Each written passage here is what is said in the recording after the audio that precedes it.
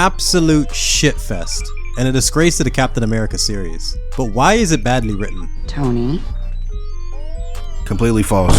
The first Captain America movie is garbage. I'm sorry. It is. The first Captain America movie is trash. I don't know why we act like that movie is. When that movie first came out, it was universally seen as poo-poo.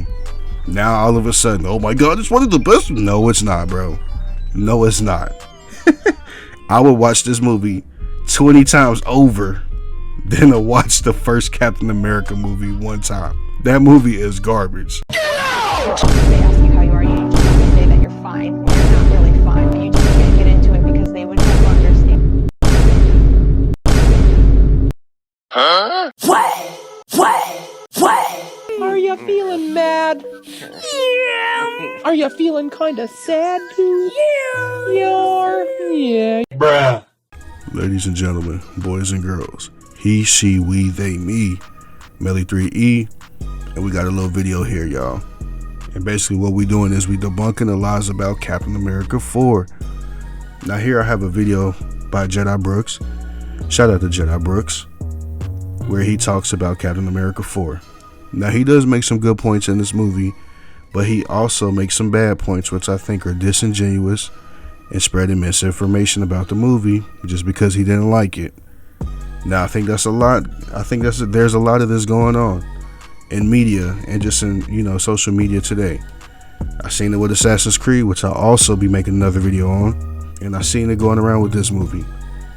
Just because you don't like a movie or don't agree with its, you know, political views or whatnot, does not mean that you have to bash the movie into oblivion and make it seem worse than it is, right? Especially when comparing it to other films that you like, where you give all the context, all the clues and all these other things, but you won't do the same for this movie because you don't like it. You say it doesn't make sense and you take things out of context and you won't use common sense. So with that being said, man, let's get into the video. Let's do it. Rather than passing the mantle to Bucky, Steve Rogers is a 106-year-old best friend, and someone who's been around since Phase 1. A man who desperately needs a new identity after his time as the Winter Soldier, and something that was foreshadowed throughout the series explicitly. Only to downgrade him to Sam's cheerleader, ignoring his arc and fundamentally nerfing his power and combat experience, in order to prop up their worthless new characters, and take what should have been a clean inheritance and turn it into a diversity clusterfuck. When Steve told me what he was planning, I don't think either of us really understood what it felt like for a black man to be handed the shield. What the fuck are you talking about, man? How are you gonna...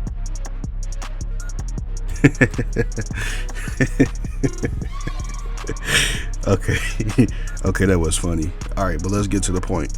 Do I agree with Jedi Brooks on this point? Yes and no.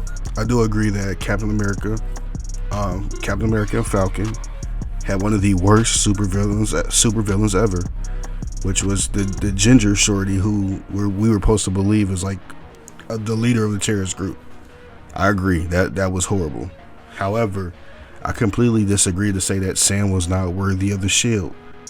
In what ways is he not worthy? And in what ways did Captain America make the shield so special that only Bucky could have it? Are you saying it's because Cap and Bucky were friends longer, that's why Bucky deserves the shield? When the fact is, like you mentioned, Bucky was the Winter Soldier. Let's not forget, he killed T'Challa's dad, he's killed politicians, he's killed hundreds of innocent people, and he also killed Tony Stark's parents. And he was compromised. He had a brain chip in him. Imagine trying to sell that to the people. Hey, you know, the new Captain America, he was brainwashed for a while. He killed he killed T'Challa's dad and Tony's parents and hundreds of others. But don't worry about it. We cleaned that up. We got the brain chip out of his head. He's a good guy now. No, brother. No. That does not make sense. That does not make sense. Now imagine if the roles were reversed and it was Falcon who did all those things and he became Captain America still. You would be the same person or people complaining that he did all of these bad things. How could he be Cap? But now for Bucky, it should be a story of redemption. He should have the shield because he was Cap's friend longer. Bull crap. Like I said, Falcon earned it. He was friends with Steve Rogers. He was a great soldier. He never turned his back on Steve, and he was very supportive of Steve, as well as Bucky. And I think it was the right choice. And obviously, when the story does try to go into real life situations, which, let's be real, if Captain America was black, there would be a lot of questions. There would be a lot of people out there that disagree. Come on, guys. We had a black president, and we had a bunch of people outraged and try to say he wasn't from this country because he was black. Like, come on, let's not act stupid. But anyways, let's continue the video. Apology. I'm sorry. Because just like with Fury and Rhodey, characters with fantastic stories and extensive histories to explore are now here solely to check a box, and are only suitable to explore cultural issues, instead of having any plans for their arcs. Once again, that's how you interpret it, right? The fact is, Rhodey and Falcon were here before woke, or whatever you want to say, DEI was popular. But the fact of the matter is, as their characters become more prominent, they should face different, social and racial issues, because that's a part of change and of growth, and that's something that they should explore with their characters. Not every character should have the same arc. Falcon shouldn't have the same arc upcoming, same experiences as Captain America. That wouldn't make sense, right? Just because it's a superhero movie doesn't mean that it doesn't have to have social and racial issues in it. I think that's very childish to think. Now, obviously, how they handle these things is, you have to handle it with care. But I think to just completely ignore it, it's just, I don't know. I don't think that's right. But anyway, let's continue with the video. Left. On my left. Got it.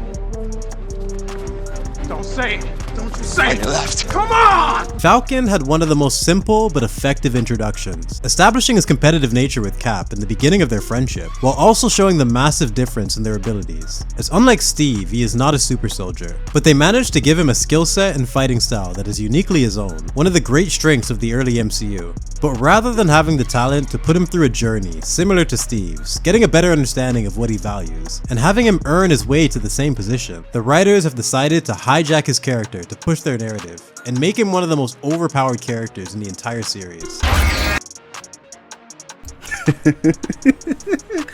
See what we do? We don't give context. There's literally a whole show dedicated to show Falcon's growth towards being Captain America and handling the mantle of it. It shows the trials and tribulations that he goes through in order to become the perfect Captain America. Now, if you want to say that he was given a shield and he didn't earn it, I would strongly disagree. He was one of Steve's best allies through all of the invasions, Civil War, and all of these other things. He was a soldier, and he's a very respectable superhero and friend. So to say that he didn't earn it, I completely disagree, right? Now, you can say he's one of the overpowered characters, right? I would just argue that the time in the time from when he first got the shield to now is vastly different, right? We act like time can't progress. We act like their technology can't get better, and we act like these superheroes can't get stronger and more experienced. This is a very experienced Falcon that we're looking at, guys. I don't know why we're trying to downplay it. Like, how did he get this good? They just wrote him to be the super No, he's experienced, bro. He's been in like 5 movies and 5 wars and had his own TV show. This guy is experienced. Stop trying to downplay it and act like he's just like supposed to stay a weak Falcon forever. Like, come on, bro. He upgraded the suit. He still got the wings, and now he's got the shield, and he's able to use the shield that in a way that Cap couldn't do it because Cap didn't have wings, right? So he's able to, use it with aerial attacks in different ways. So, I mean, I don't understand why we think Falcon is supposed to stay weak forever. But anyway, let's go.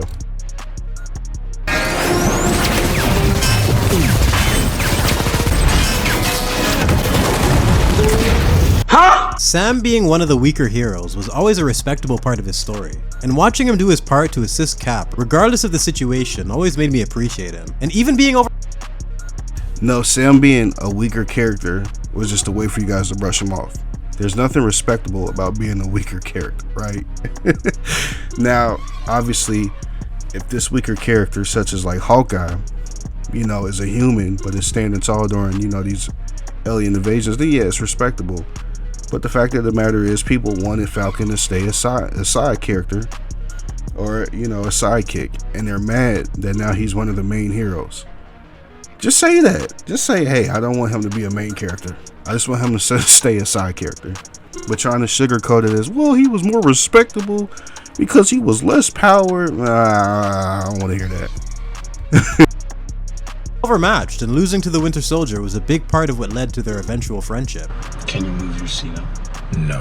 Another character that reminds us that true power comes from within, and not everyone needs magical abilities. But due to the insane insecurity of these writers, a character that was literally beaten by Scott Lang is now basically unstoppable. With the martial arts of Black Widow, the tech of Iron Man, gift wrapped in vibranium, and blessed with Wakandan purple goo, taking him from being a top tier side character to an embarrassing combination of other heroes.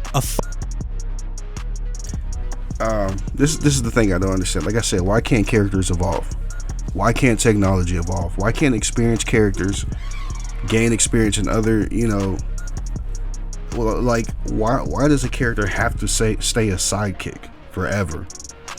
Especially when the Captain America mantle is void. It wouldn't make sense for Falcon to stay the same through 8 movies and going into future movies. It just doesn't make sense, right?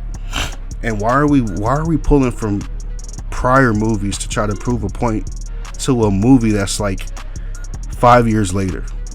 You know what I mean? Like 5-6 years later. Like what are we doing? We act like Wakandan technology can't advance. And obviously, bro, if Falcon doesn't take the superhero serum, then they're going to protect him in other ways. They're going to make sure that he's able to fight off of some of these you know, super villains and some of these attacks. So of course they're going to make his suit with vibranium as well as his wings. He's going to have the best technology, duh. And he's been training for what, 8+ years, bro. Like, y'all act like he's just gonna stay the same. Like, come on, bro. It's natural. People evolve, people get stronger, people get more experience, people get better. Why can't we apply this to the movie? And the movie and the TV series show you that he's been training. Like, come on, man. Fundamental misunderstanding of what made Steve worthy of being Captain America, as they once again replaced characterization with unlimited power. Once again, we're ignoring the fact that Falcon went through so many trials and tribulations, bro. We just act like he just obtained his power out of nowhere. Right? And I love how we say, well, Steve Rogers is... They didn't do it like Steve... Bro, Steve Rogers was literally on Broadway for a couple years until finally they decided to put him into war. And after the war was ended, he got frozen and he was brought into the present. So, like, we're acting like Steve... If we're talking about the comics, then yeah, there's more context in the comics. But if we're talking about the universe, he has just as much experience as Sam. The only difference is he took the serum. So which is more respectable, taking the serum or not taking the serum? And then we complain, well, because he got all the technology, it makes him a kind of abomination of all. Man, shut up. Compare that to Captain Wakanda. President Ross, I miss our little visits. What do you want? I wanted my life back, but it's too late for that now. So it turns out that General Ross had a dirty secret, and the goofy scientist that was helping Bruce way back in the Incredible Hulk has been trapped in his basement this whole time. And due to their freaky experiments, Dr. Stearns' head is now made out of broccoli, and Ross can turn into a Hulk. Nah, I do agree. The whole making the leader look like that it's ridiculous, but I think it does work for the movie. It makes it gives him like this when you see him in daylight, he looks horrible. But like when they showed him like, you know, in the dark with less light, he looked kind of intimidating. He looked scary, like a freakish science experiment. So I think it works in that sense. But obviously when you see him in the light, it looks terrible. I agree. I agree. Completely ruining the unique nature of Bruce's origin and adding to the fastly growing list of retarded gamma monsters. And after all the work that... Now, I don't know why people complain about this. This is not the movie's fault. This is the comics' fault, right? A lot of people don't like the Red Hulk. Me personally, I'm a huge Hulk fan. That's like my favorite superhero. And honestly, I'm in the boat of the more the merrier. As long as you can make them unique and diverse enough, right? I think Red Hulk, which is, you know, General Ross, I think he's unique enough in his own way that he can kind of create a reason to exist. I like his power that the more angry he gets, you know, the hotter he gets and the more like gamma radiation and stuff he emits and he can absorb. I think that's pretty unique, and I think it's a great counter to the Hulk. And considering that they've been like rivals since forever, I think it is kind of cool, right? So I don't think you can't blame the movie for that. You know what I mean? You would have to blame the comics, right? As well as She-Hulk. She-Hulk was, you know, in the comics prior to. Like these are characters that have been in the comics. So you would have to have a personal problem with the comics and not the movie. You can't blame the movie for putting villains and characters in that are from the comic books. It just doesn't make sense. that they put in the past in order to justify a transformation, like Loki getting himself arrested or Wanda's mind control. The MCU has fallen so far that we now have Ross losing his shit after Broccolihead spills the beans, and as once again, I think he's taking things out of context, right? You're making certain things in movies seem like they were better or more advanced, while because you don't like this movie, you're making it seem like it was a dumb concept or that it wasn't smart. And I disagree. I think the plan, like I said, it is very meticulous and is very specific, but I think for the most part, the message and how the plan unfolded, I think it works in context of the movie. Now, if you don't like that, that's fine. But, you know, we can't act like, oh, it's stupid. It doesn't make sense. It's so far removed from the old MCU when in reality, in Age of Ultron, all they did to get Hulk, you know, to turn was just have Wanda, you know, mind control him. That was it. There was nothing special to it. She just mind controlled dude. Now, as far as the first Avengers, yeah, it was a little bit more planned out with Loki. But at the same time, in this movie, Captain America 4, it was planned out multiple times. So let's, you know what I mean? Just because we like the prior movies, let's not overhype the reason why the Hulk turned into the Hulk. As he tries to run home to delete his browser history, the man's own personal security holds him back, pissing him off to the point that he hulks out. So Captain Wakanda shows up to save the day, and the idea of Sam Wilson fighting a Hulk under any circumstance is kind of ridiculous, as we've seen the methods needed just to restrain one in the past. But the writers have decided to treat Wakandan technology like voodoo magic, as he Now, this is something you have to complain about in the comics too, right? I love how we pick and choose when we say, well, the Falcon versus the Hulk is just a dumb matchup. He doesn't stand a chance. But yet we were the same people clapping when Captain America went toe to toe with Thanos.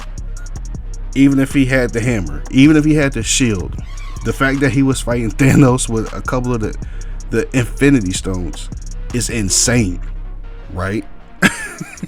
The idea of that is insane, but we clap when we saw that on screen. But now we're complaining about an advanced and skilled Sam Wilson fighting against an inexperienced 80 something year old General Ross who's turned the Hulk for the first time. This fight actually makes more sense than Thanos and Cap, considering Thanos was way more experienced than Cap and had the Infinity Stones. But we don't talk about that because we like that movie. But because we don't like this movie, we say, oh, this wouldn't even make sense. He wouldn't last a minute. if we want to use prior movies, just like Jedi Brooks is doing, to compare to other movies, then why wasn't that excuse made when Thanos literally broke the Hulk down in seconds, but yet Steve is able to go toe to toe with him? You know what I mean? Even Thor fought Thanos twice and still couldn't beat him, but yet we're supposed to believe that Steve can go toe to toe with him, as we've seen Thanos break down the Hulk, who we're literally saying that he's too much for the Falcon. But you know, I digress. He is smashed with a boulder, rammed through a building, and stops a pole with his bare hands, making it almost impossible to take this fight seriously from the very beginning. Alright, now let's act like we like this movie a lot, right? Let's act like we like this movie a lot, and we're gonna give it the context and put two and two together like we would if we like this movie. Now, you said it before. His suit is blessed with Wakanda voodoo goo magic, whatever you said, right? If I know that his suit gives and it receives kinetic energy, and it also makes a point to show that his thrusters, you know, his backpack jetpack, is going overtime to exert the force so that he can push the pole. Now, with all that being said, I do agree it's stupid. But I'm just making a point. I do think that's stupid. Beginning.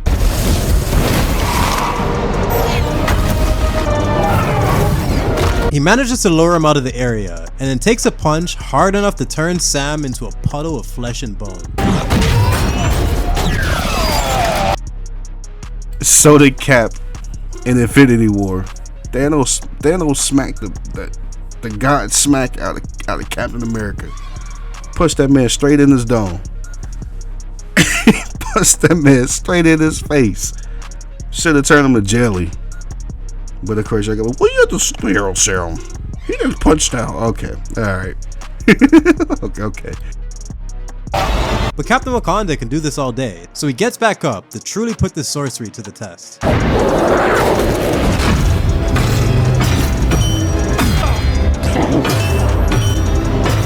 The power of the purple goo prevails, and if that wasn't enough, he has his stupid bird for backup, allowing him to try to escape.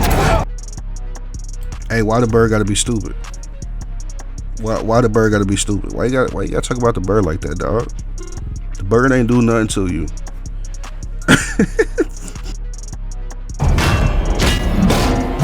Remember way back in Age of Ultron when they made an attempt to justify the physics behind Cap's shield? And the idea that a super soldier can... No, not really. I don't think they ever did. I don't think they ever did.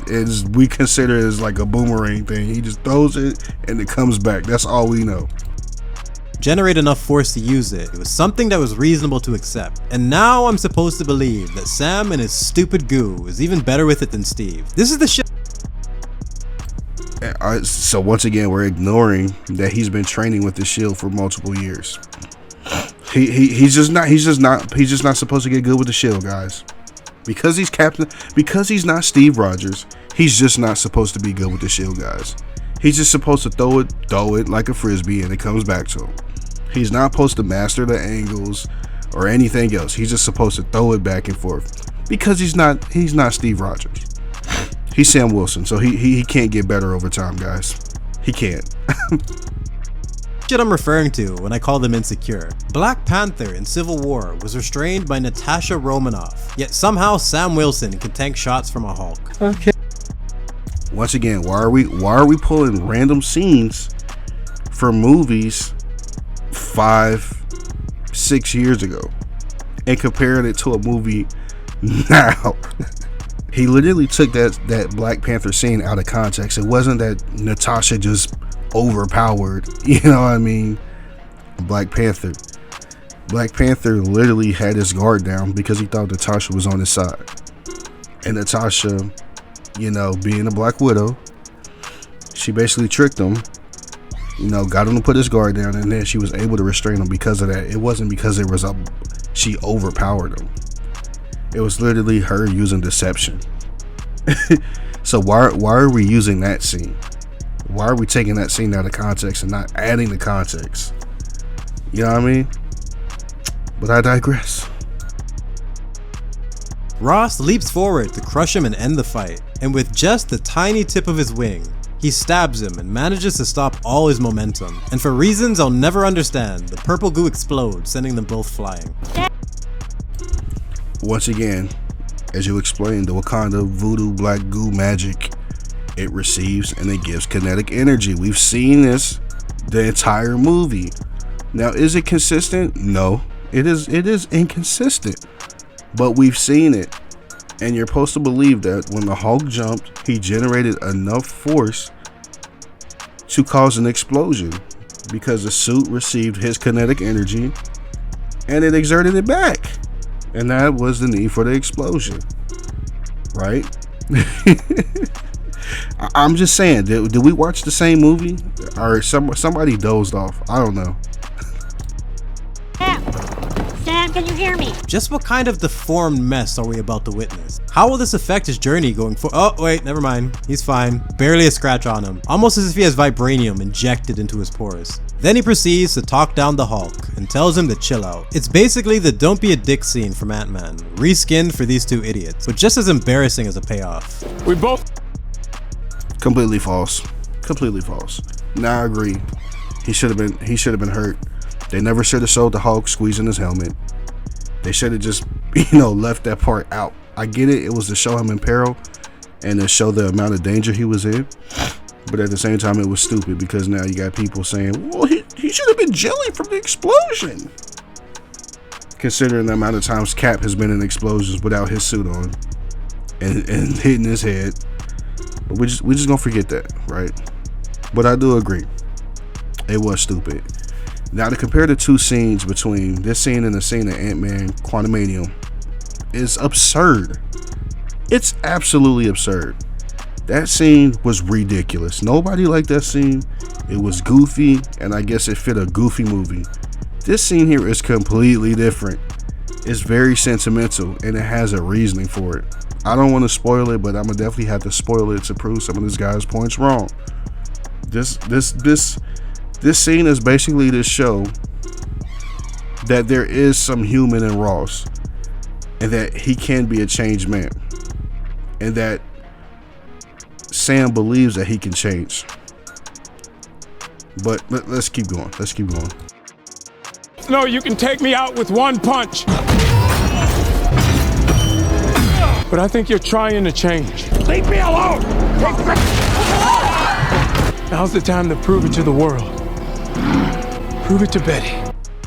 Who? And so he pretty much just said what I said. It literally showing you the reasoning for it, right?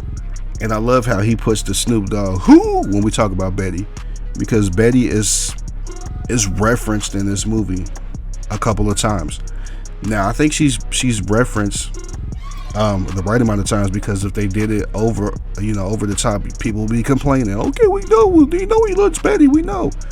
But they do it just the right amount of times at the right time to get you to show that Ross still cares and he wants a relationship with his daughter that's been strained because he keeps trying to lock Banner up.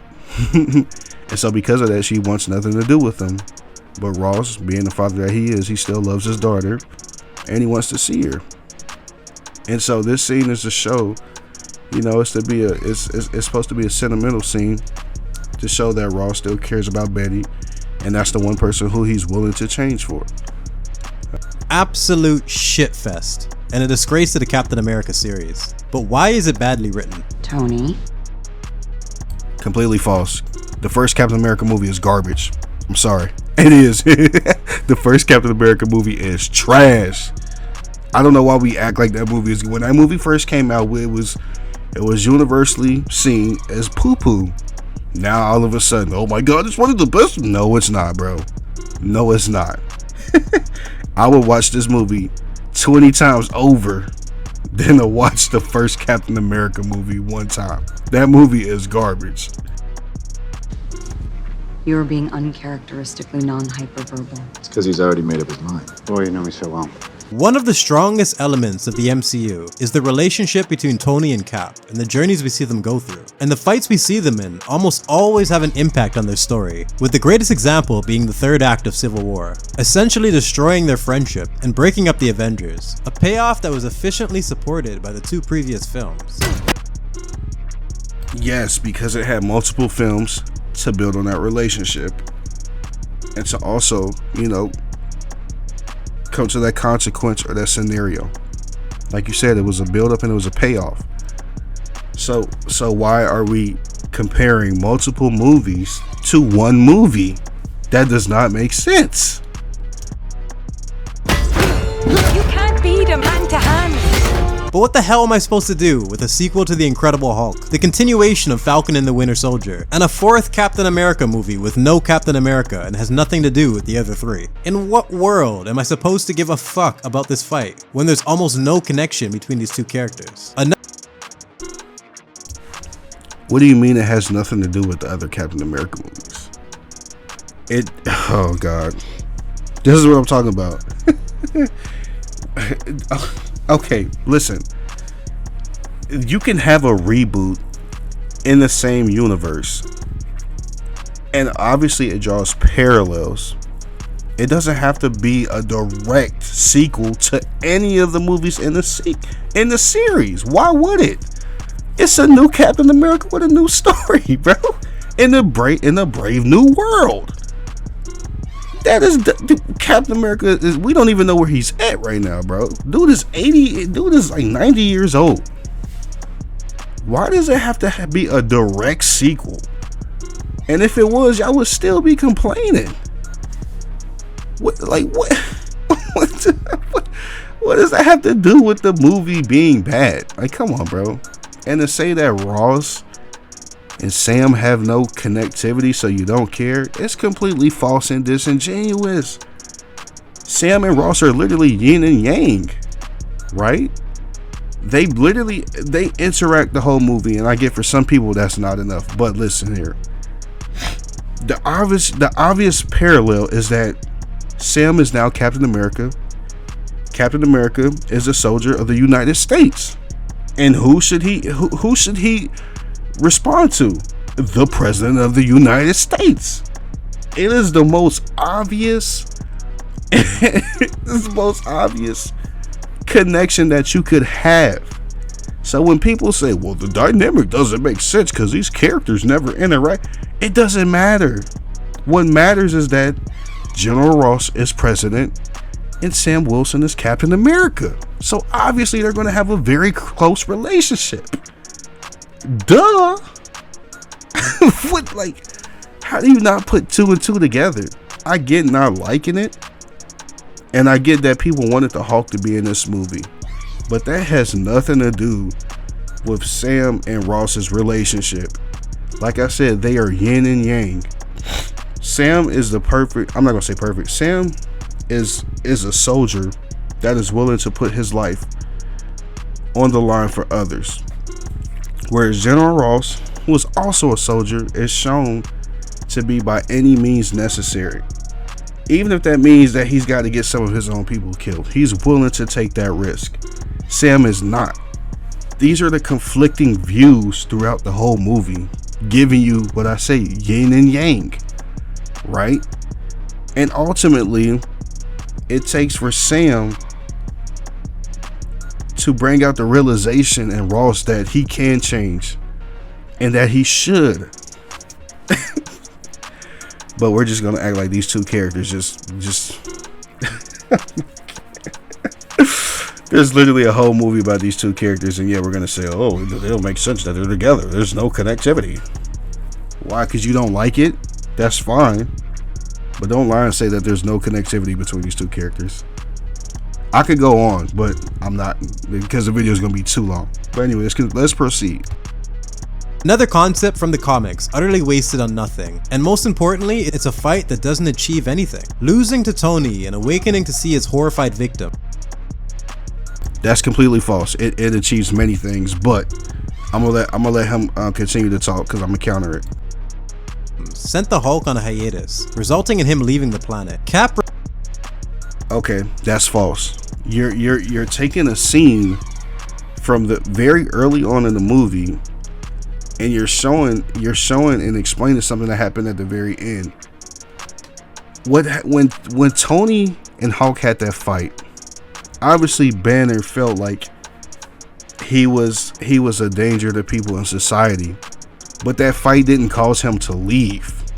He felt a certain way, but it did not cause him to leave. What caused Banner to ultimately leave was when he was with Black Widow and Ultron had one of the ships, and he was shooting down at the Hulk and almost killed Black Widow. So the Hulk jumped on the ship, threw out one of the last Ultrons, and as the ship's door closed, Hulk decided to stay on the ship because he felt it was peaceful, and ultimately he felt that that was the way he could protect Black Widow. Now obviously you can make the assumption that he felt that that's the only way that he could protect people from himself, but if we're looking at the context of the movie really doesn't tell you that. It just literally shows you that he felt bad that Black Widow almost got killed, and that the only way to protect her from himself was to just take a ride on that ship. But once again, we're drawing parallels, giving all the context clues, using common sense and all of these other things to prove a point in the movie that's perceived better. But when it comes to the movie that you don't like, nothing makes sense. We don't use common sense. We don't put two and two together. This is the point I'm trying to make. Let's continue. Refusing to back down at the airport essentially confirmed his criminal status, a decision he made to protect a friend and do what he considered the greater good. Their actions had consequences, and the story managed to take them seriously. But what does this fight do for either of these characters? What does this do for the world building when What the fight does is it proves that Sam is worthy of being Captain America. He literally took down the Hulk. Okay, now you can say he didn't. He did it, bro. He took down a Hulk, and ultimately he put his life on the line to protect the people. And he didn't even try to kill the Hulk, right? He tried to change him. He tried to change the man in the middle of a fight. You know how selfless you have to be to do something like that? Any other person would be like, hey man, we gotta kill the Hulk, bro. We gotta get him out of space or something. This man literally said, I can get through to him, y'all. I can do it. I believe in him. I believe in Ross enough for me to talk him down and for him to come out of this transformation. And if he doesn't, I'm dead. Even a leader says that, bro. Even a leader says that, right? And the point of this fight is set up because the leader wants the people to see Ross for what he truly is. A monster. Somebody who's vengeful and rageful and will hurt anybody in their way, in his way, to get what he wants. And he was right. But ultimately, Sam Wilson showed that there's a side of humility to Ross. And you say, well, there's no consequence. Yes, there is a consequence. General Ross literally allows himself to be captured and put into the raft. Right? Now he's the president and he's a Hulk. He had to be willing enough to do that. And the reason why he did that is because he seeks the road of redemption, his redemption arc. And he wants Betty to know that he's changed. And because of that, he receives a visit from Betty, who he hasn't seen in a long time, because she sees that her father has changed. Now I do agree she should have came and seen him earlier. He obviously wasn't doing too good health-wise. But because of that, he's able to be seen as a changed man. And he also respects Sam more. And now his daughter is back in his life because she sees that her dad is trying to change. And he accepts the consequences of being locked up in a raft. That's in the movie. That's in the movie. That's not one scene from 2 hours ago. No, it's literally back to back. You see how he missed the whole point on purpose? You see how easy it is to do that and then be like, yeah, this movie sucks. It doesn't make sense. The ending, the fight doesn't make sense. It has no consequences. It has no actions. You see how he did that, and I explained to you how easy it was to explain to you guys the reasoning, the point, and the consequences of it? But because we don't like certain things, we don't give it context. We don't give reasoning. And we ultimately act like it doesn't make sense. Let's continue. I think we're getting towards the end anyway. President can turn into a rage monster, and nobody steps in to help. Where the fuck is Riri Williams? What happened to Doctor Strange? Is Thor a fat fuck again after Love and Thunder? Who knows? Just go cry to your father. How many movies have we asked where are other superheroes at? That's almost every superhero movie besides the Avengers. So don't try to act like it's just this movie, bro. Come on. Little weasel. Sam has no investment in this fight. There's basically no risk after making him invincible. No test. I literally just told y'all, so I don't even have to argue this point. So yeah, he said there's no risk. Okay, buddy. All right, I literally explained it. And he said he's literally invincible. As we've seen, no, he's not. Oh God, let's continue. We're almost done. Test for his character to overcome. No shocking reveal or twist. No fucking point at all. It's a fight that was stitched together and slapped onto the end. So they didn't get. Like I said, there was a point, you missed it. And I explained it. Stop doing that. Stop being obtuse on purpose. There was a whole point to that fight. But because you didn't like the movie, there was no point. Come on, bro. You're better than that. You're a smart guy. Sued for their misleading marketing. What was it like for you seeing yourself for the first time as Red Hulk? It was ridiculous. Another miserable failure. After years of miserable failures, making the hype around Infinity War feel like a distant memory, and confirming that the MCU has completely lost the plot, banking on some of the worst possible ideas for the future, and ruining 2 more characters in the process. Let's take the shield and do this ourselves. We can't just run up on a man, beat him up, and take it.